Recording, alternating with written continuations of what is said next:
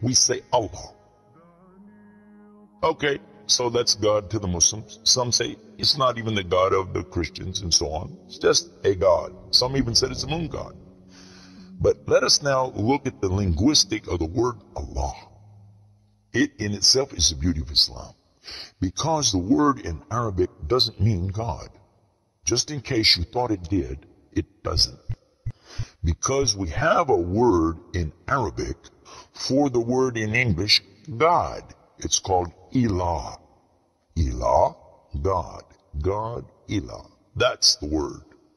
But when we speak about the one and only God, the one that's to be worshipped, the God of Adam, the God of Abraham, and the God of Moses, God of Jesus Christ, peace be upon him, and the God of Muhammad, peace be upon him, we're talking about essentially the only God that's worthy to be worshipped.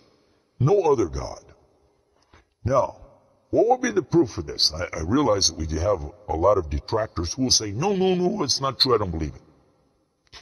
Let's get a proof from the English translation of the Bible. That's a good place to start. Around the earth, there are many hotels and motels. In almost every one of them that you go to, there's a drawer beside the bed that when you open it up, you'll find a book in there and you'll take it out. Now, what is that book? And you already know the answer. It's the Bible. It's the Gideon publication of the King James Version of the Bible. The Gideons are very proud of it because they've translated it into so many languages.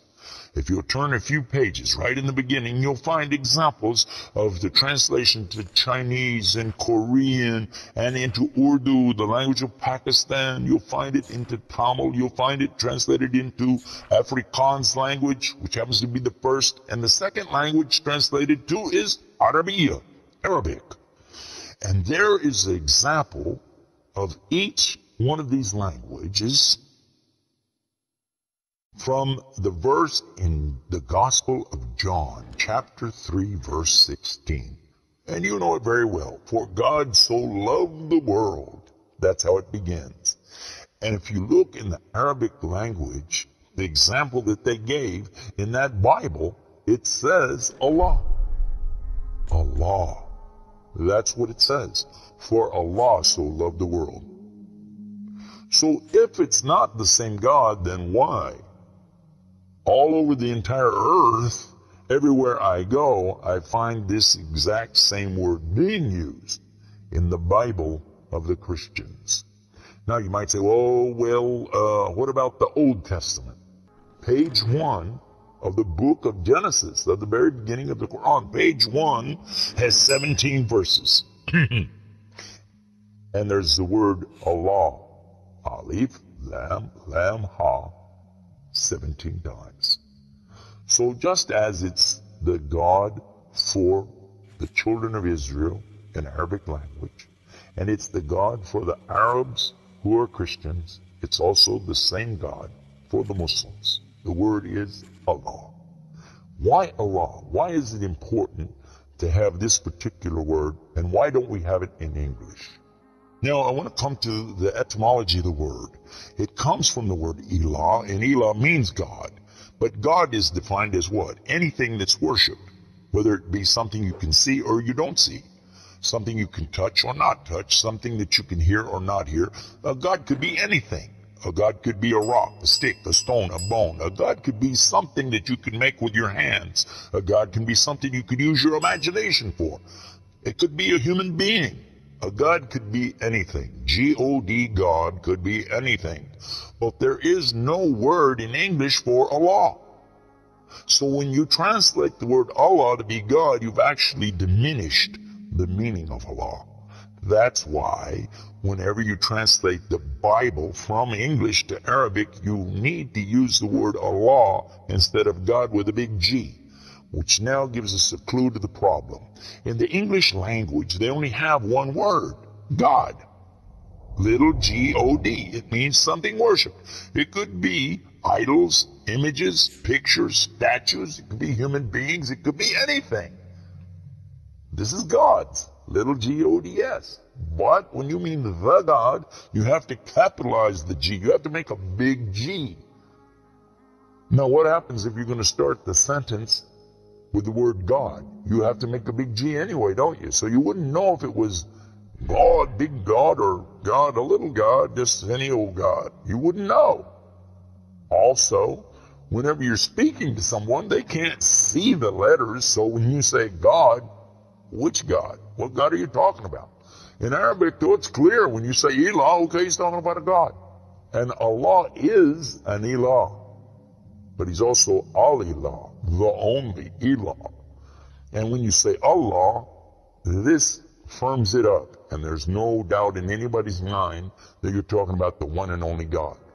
The word Allah in the Arabic language cannot be made plural. There can't be more than one.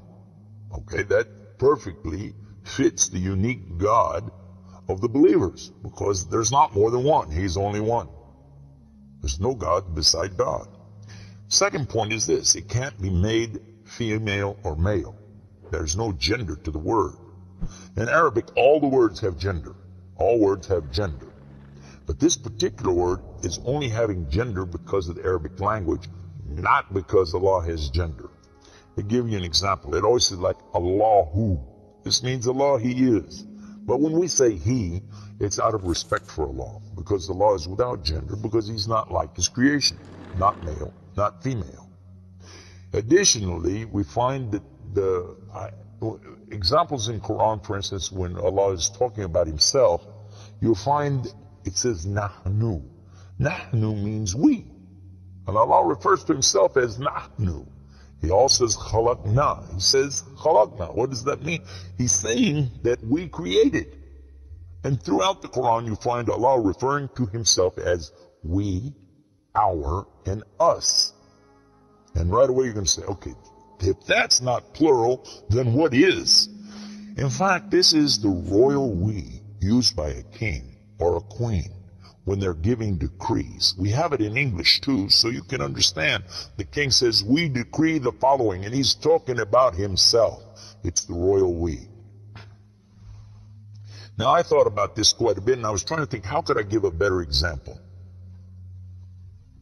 After all, most of us, myself included, never met a king, never met a queen, and so I'm not really familiar with that usage. Although it's there, I'm not sure what you're talking about. So then, in studying the English language, we find that it's true that we do that when we speak to someone directly. Watch this. When I say, for instance, this cup. Okay. I would say, this is a cup. This is a cup of tea. I would say, this book is. I would say, those artifacts are. Those are. This is. These are. So I'm saying is and are. Did you catch this now? These things are.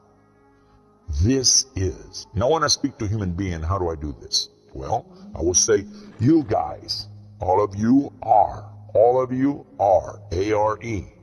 But when I speak to somebody directly, do I say you is or you are? I will say you are. Why? Simply because this is the respect, honor, and dignity that I'm giving. There's no plural there. When I say to you, you are my friend. You are a lovely person. But why am I saying are? Why aren't I saying is? You is my friend. You is a lovely person. You'll say, man, this guy doesn't know English language. And in fact, that's how we can understand this usage of we and our when Allah is talking about Himself. This is the same as when I say I. I don't say I is, I say I am. And again, it's to show the, not plural, but rather the specific nobility, dignity, and honor that you give to the one who's speaking about himself and to the one he's speaking to. And in the same way, that's exactly what Allah is doing when He says Nahnu and Khalaqna and other examples throughout the Quran. So now what we've learned is that Allah's name itself is the perfect name for Allah. It is something that is so fantastic to describe who He is and who He isn't. The one and only God. There's none other like Him. nothing like unto him, Allah, and at the same time, the dignity, the royalty, the honor that's due him is contained in his name. Not like anything else, not male, not female, and yet he is the all Allah, the only God. Please subscribe to our channel. Kindly like, share and comment on our videos. If anyone benefits because of your like and share, then God may provide you with unlimited reward, which is called sadaqatul jariyah in Islam. Sadaqatul jariyah is continuous rewards received for good actions, deeds, and spreading knowledge. It is a gift that not only benefits us in this life, but also benefits us and our loved ones in the hereafter. According to the hadith of the Prophet, peace be upon him, narrated by Muslim, when a person dies, all the deeds end except three: a continuing charity, beneficial knowledge, and a child who prays for them.